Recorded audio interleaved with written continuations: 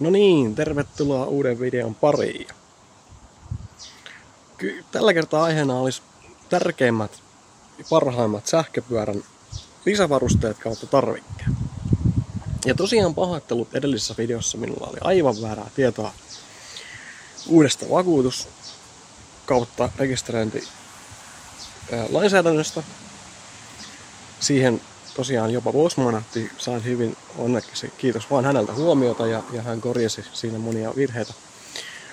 Mutta siinä on kuitenkin se, että se perustui minun kohtaamiseeni poliisin kanssa, kun kaahasin sillä traktorin käytännössä sähkömoottoripyörällä poliiseen ohi Turun keskustassa. Ja he sitten minut pysäyttivät ja heidän kanssa sitten keskustelin ja he minulle sanoivat, että tosiaan vakuutus on tosiaan kattaa vain 45 km tuntinopeuteen asti ja tosiaan selvisin sillä kertaa ihan ilman seuraamuksia. Eli jos nyt tästä jotain halutaan oppia, niin on se, että Suomen poliisi on aivan mahtava ja muistakaa aina, että poliisi on ystävä. No niin, tärkeimmät lisävarusteet. Lähdetään nyt ihan ensimmäisenä tästä, mikä jo viime videossa oli tässä vehkeessä, oli se säätöstemmi.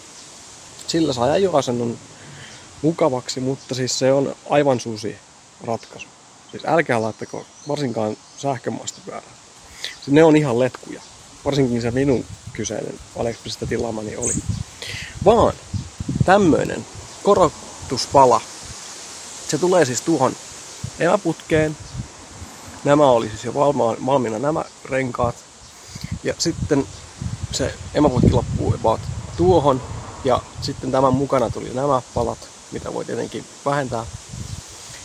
Ja sitten mukana tulee tietenkin pidempi tuo ruuvi, millä säädetään sitten se ohjaa laakerin kireys kautta välys. Ja tämä on aivan loistava. Ja nyt mulla on tässä vakiostemmi, mikä tuli siis tämän pyörän mukana. Ja jännä oire tai seuraus, mikä tästä oli, mitä ne olisi ikinä uskonut. Ensinnäkin siis ajoasento on todella mukava. Se on niin kuin ajaisi isolle jopolla.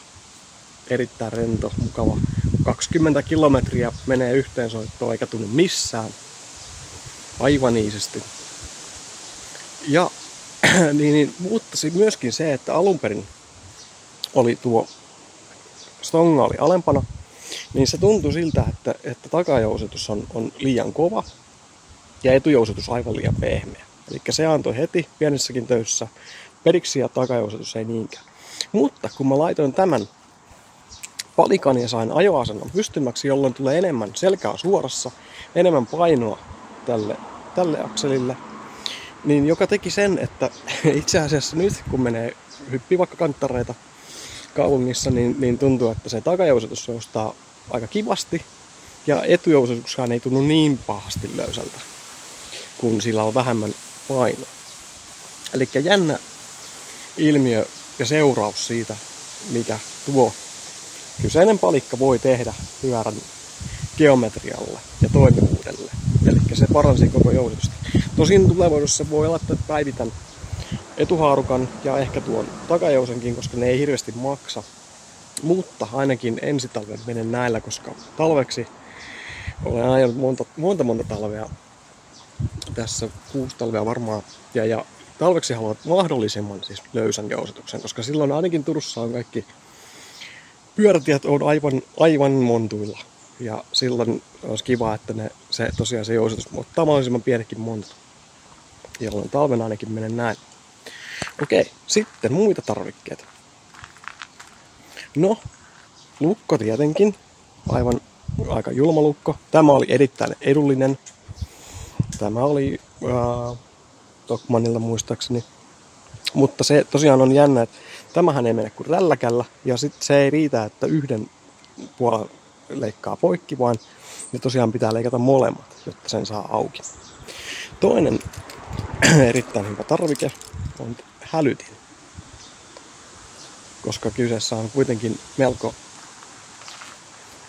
voi olla, että haluttu pyörämalli, niin täällä on kaukosäädin, niin siitä laitetaan lukko päälle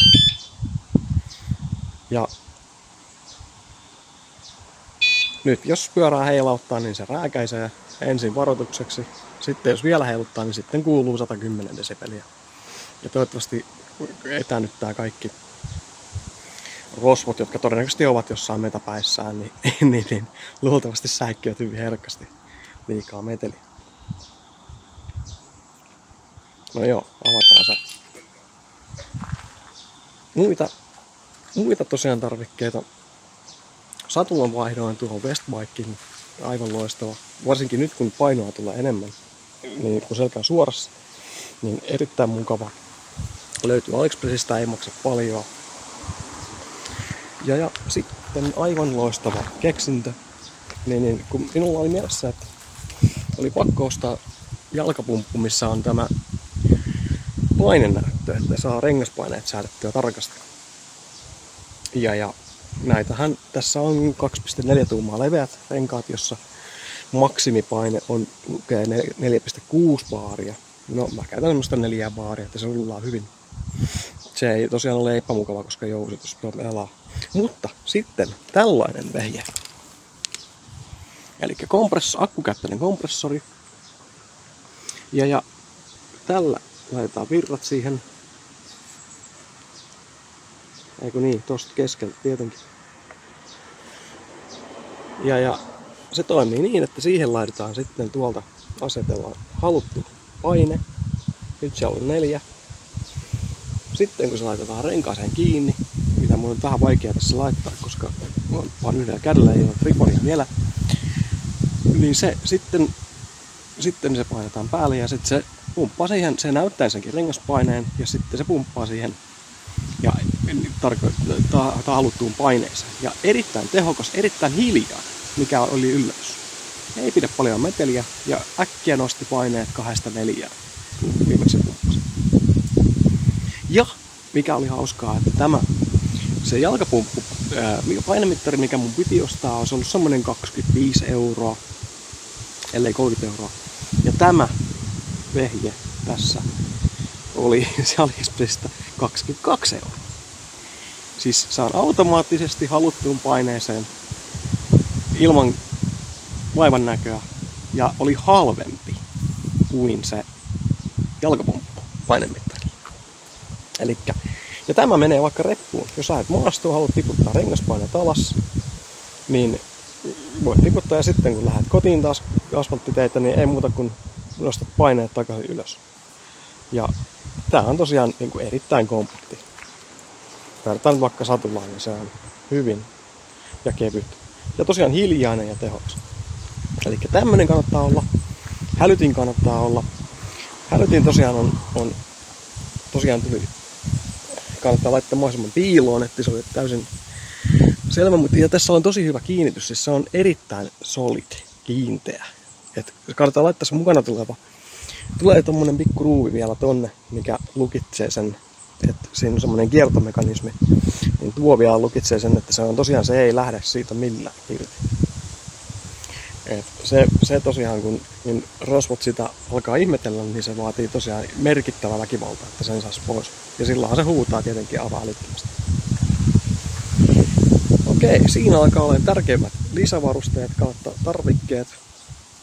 Koropala, satula, takalokari. Lokarit ovat siis mukana, tuli hienot koko lokarit, mutta takana se olisi näyttänyt tosi goofilta. Niin takke mä laitoin, tää on Polisport Evo. Tätä nyt löytyy mistä vaan. Polisportin Evo-malli. Se on vähän vaikea saada tarpeeksi tiukkaan kiinni. Eli tää mekanismi, että kun tän laittoi aluksi tarpeeksi kireelle, niin sitten tämä luiskahti tuolta. Petti tuo hammas, mikä pitää tuon. Niin sit mä liimasin sen pikaliimalla kiinni, jotta mä sain sen pitämään tarpeeksi kireänä tuon, ettei se tosiaan heilu ihan miten sattuu, vaan pysyy paikalla.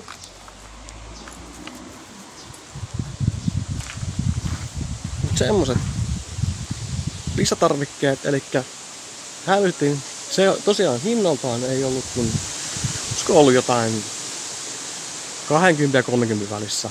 Eli tosiaan edullinen lisäturva. Kannattaa ihmeessä.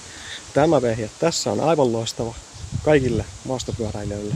Ilman muuta tämmönen reppu. ei tarvitse pumppailla ja niin poispäin.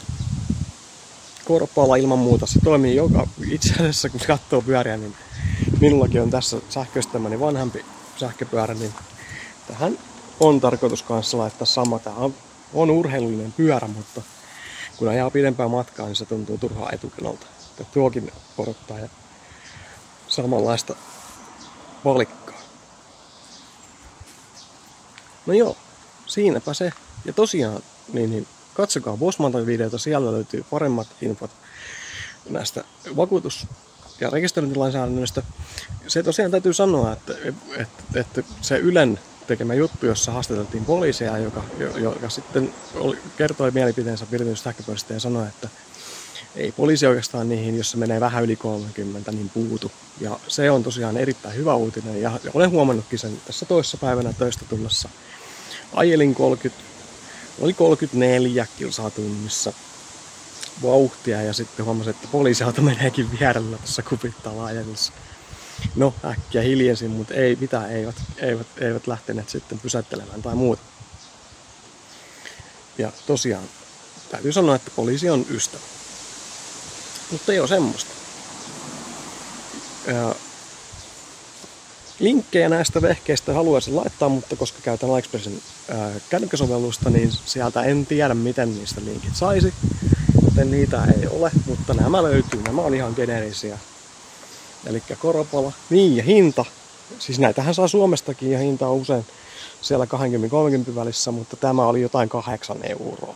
Elikkä tilatkaa AliExpressista ilman muuta. Ja niin. Elikkä pikkurahalla saat todella muutettua pyöräsi mukavammaksi, toimivammaksi.